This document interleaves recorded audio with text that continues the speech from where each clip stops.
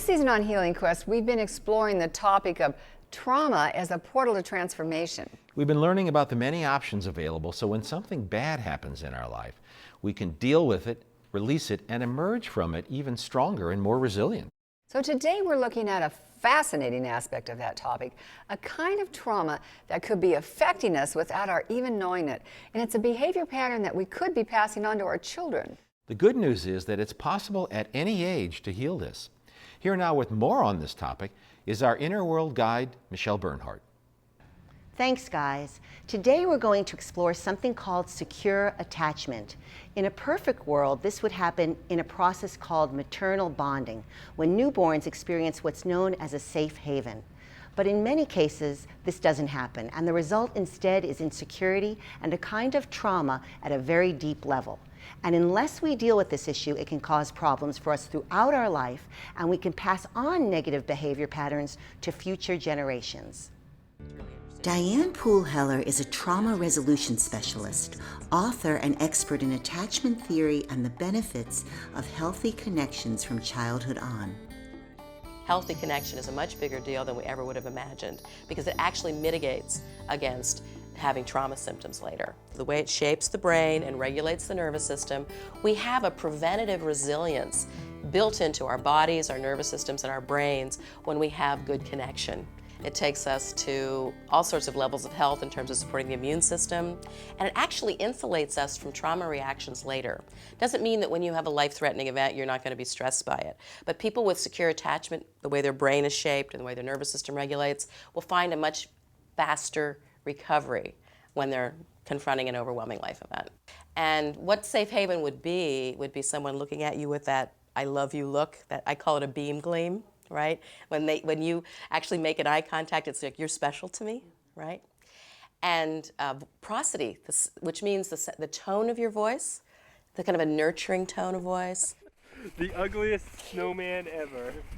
So through the voice, the eye contact, safe touch, a lot of hugging and nurturing and braiding hair, rubbing feet, anything like that is really juice for good bonding. Diane told me that 3 main causes have been identified for secure attachment not happening. This first type is called avoidant attachment. A child's left alone too much or rejected when they try to make contact. The second one is ambivalent attachment, and this is where you might have had actually pretty good love coming from a parent, but it was inconsistent.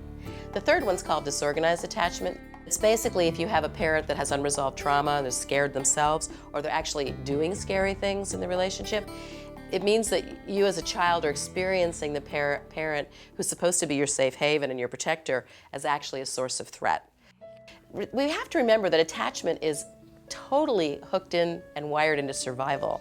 As babies, we are so dependent on our caregivers that we literally would die without them. So when we have attachment issues, underneath it is the survival instinct. Babies come in hardwired to want to connect in a healthy way. They only have to adapt away from that if the caregiver can't meet them there.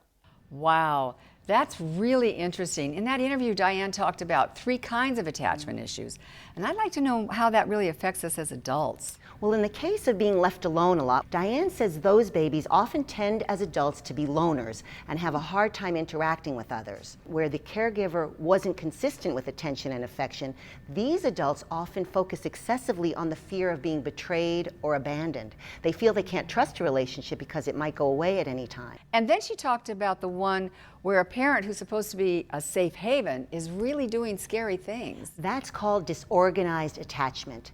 Adults who are exposed to that as babies often start to connect with a partner, but then sabotage the relationship because of an unexplained fear that arises. Thanks, Michele. You know, I think that's going to help a lot of people understand the behavior they see and experience. Yeah. The good news is Diane says all these issues can be dealt with, and she says it's important we do so because if we don't, chances are these patterns will be passed down. Intergenerational trauma is such an important part of our human journey that we all need to really understand, and it is especially important to see how it comes down from one generation to the next, basically.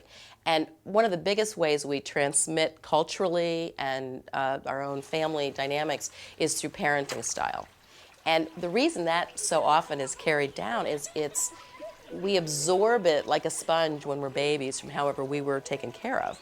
And it's happening in a non-conscious, pre-verbal, non-cognitive kind of way. It actually is like going into our body.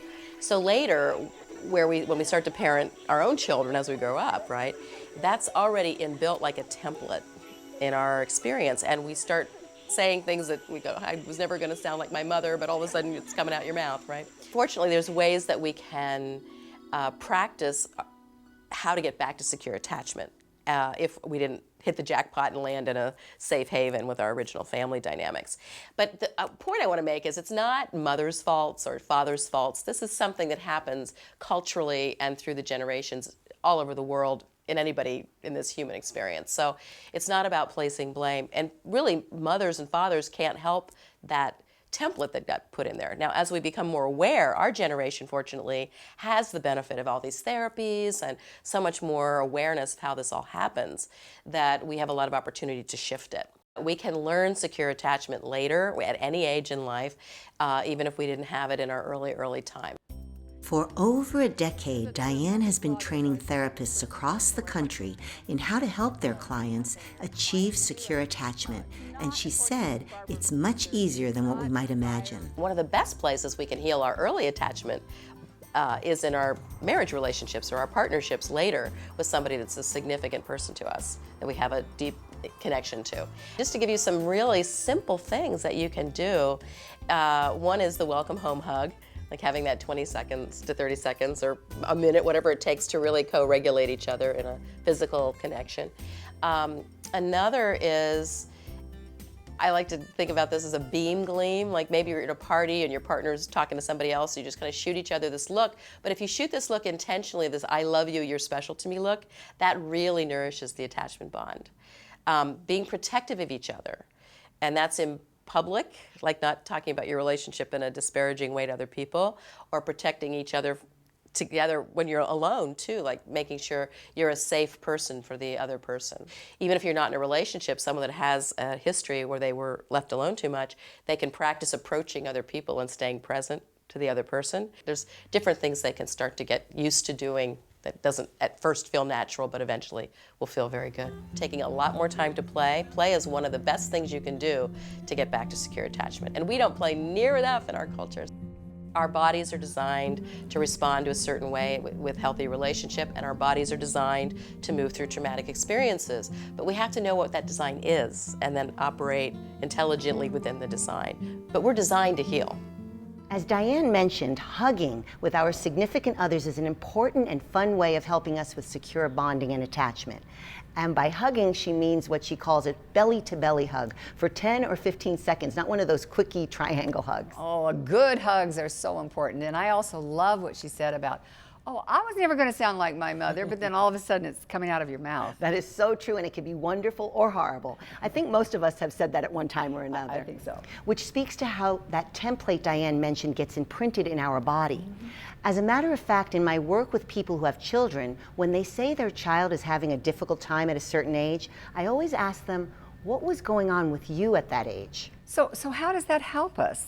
Well, often the child is triggering a dormant wound in the parent that has not yet been resolved. That makes sense.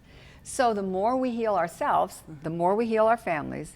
So I guess that would be called intergenerational healing. Absolutely. A healthy connection, a secure attachment is a much bigger deal than we ever imagined when it comes to emotional fitness and breaking the chain of intergenerational trauma. To help all of us do that, Diane's created a system called DARE, Dynamic Attachment Repatterning Experience, and she's trained therapists all over the U.S. in how to use it. So if you're interested in learning more about DARE and therapists who have been certified in it, we have the link for you at healingquest.tv. Thanks, Michele. Once again, great information. You're welcome, Judy. It's information that we're hoping can help multiple generations.